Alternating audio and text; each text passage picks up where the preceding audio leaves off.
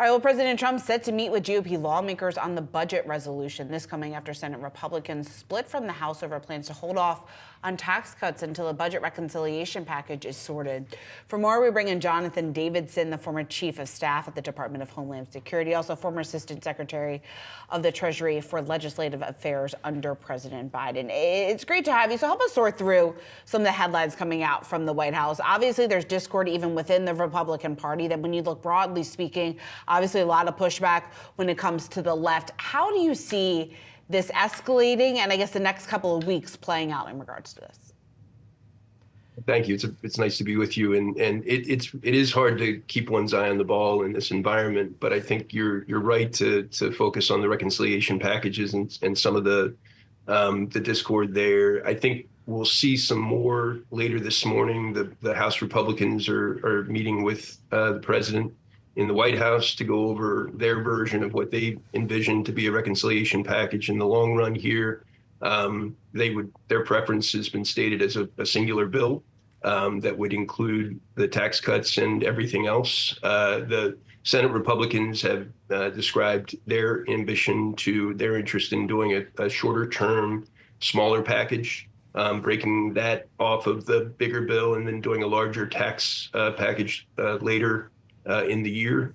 So we'll see what comes of it all. But I think you can make the case that the Senate is trying to put pressure currently on the House to kind of get its act together to move forward here, because they've had a lot of internal debate within their House caucus to try to resolve and move forward. And Treasury Secretary Scott Benson saying he wants those tax cuts from President Trump's first time in office to become permanent. How difficult is that going to be from a legislative perspective, in your view? It's extremely difficult, and as you know, I think the reason the tax cuts are not permanent from the TCJA in the last go around in 2017 is because they went through reconciliation to enact those tax cuts, and now there's a question of whether they're going to do that again. That doesn't allow for permanency unless you pay for it entirely outside the budget window, and so. It's a real challenge. I think that if they do want to go that direction, it's probably going to require a bipartisan approach, and whether or not that's a reality is still very difficult to foresee at this moment, because I think they're very focused on a reconciliation approach at the current time. Jonathan, what would the bipartisan approach or potential outcome look like? Very, very good question. I mean, there have been some areas of tax policy where there's been some overlay. You've got some geography that defines tax policy and SALT, but the reality of that is pretty hard to envision at this moment. I think there's just so much more focus and emphasis on the reconciliation process currently. And I think with all of the kind of chaos that you're seeing through executive action, it's hard to see a negotiation breaking out at the moment.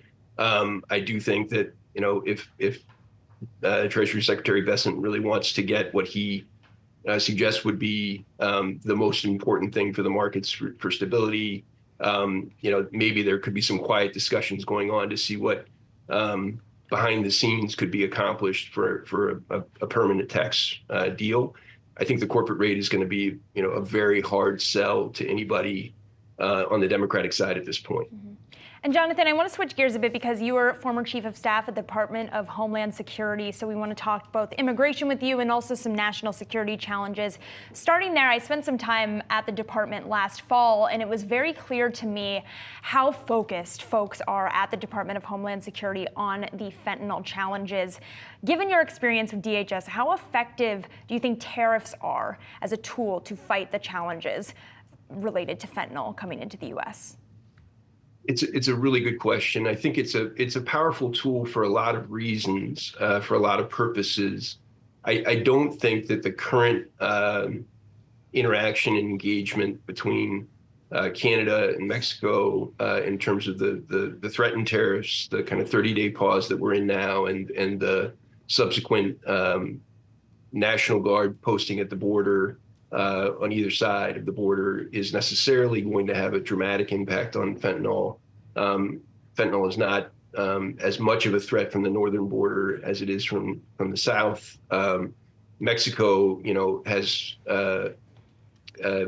needs technology. There is in the Senate effort that was announced yesterday. There's an effort to try to put more resources to the border. And those are really the kind of the technology that we need, the additional personnel. Those are the things that make a significant difference on our side of the border. I don't believe that the concessions that were gained in this last go round of the threatened tariffs were significant for that fight. It does catch people's attention, and it makes people at least engage in a conversation. I think similarly with China, you can see a scenario where China would do something around precursors related to fentanyl in the face of threatened tariffs. But it's a tool. It's a blunt instrument, and what it actually yields often is really in the eye of those who are being threatened with the tariff. Jonathan, I'm curious, as we take a step back and take a look at what has happened since the Trump administration took effect the second time around, and the cost cutting being led by Elon Musk and the defunding and the plans to do so, what has already transpired over the last several days. Obviously, now there's fears that more and more workers are going to be laid off or offered some sort of severance packages. What's the biggest risk in your view from being inside DC there that this potentially poses, not only from a national security standpoint, but also just from an economic standpoint, from a market standpoint that investors need to know? It's an important question. I think that there are significant risks that when you combine all of these things together, look, I think that this new administration is filled with capable, smart people. There is chaos, and I'm not a person who believes in caricatures. I do think that the question of where in the chaos is the plan, and what is the kind of, how does this respond to the mandate of lowering prices, and addressing the migration problem. The real risk here is that, you just take USAID as an example. It's a little known agency by most in the American public. It's a $40 billion budget, but it's doing significant work to try to counter what China is doing in various parts of the world, and it has a significant role to play in terms of supply chains and how we engage in diplomacy in those parts of the world. And so, you take that loss of brain trust and loss of expertise and that loss of a tool, and you combine it with some of the other threats that are being made through tariffs. You look at some of the other impact here, and at some point the world, the rest of the world is a strategic set of countries that are looking to make alliances and looking to make sure that they can pressure back, and whether or not we get out over our skis too much and we kind of leave opportunity on the cutting room floor because we've kind of overreached is really my biggest concern. I think there's again, every new administration comes in and out of the gate, executive actions these days are a big tool and something that, makes a lot of noise. The question really is, what is the actuality of the legislative initiatives that are taken, and what is the, long-term through the courts, what impact do these actual policies have on personnel? We'll see how many people take the buyout. It's hard to see right now whether that survives a court challenge, which is underway.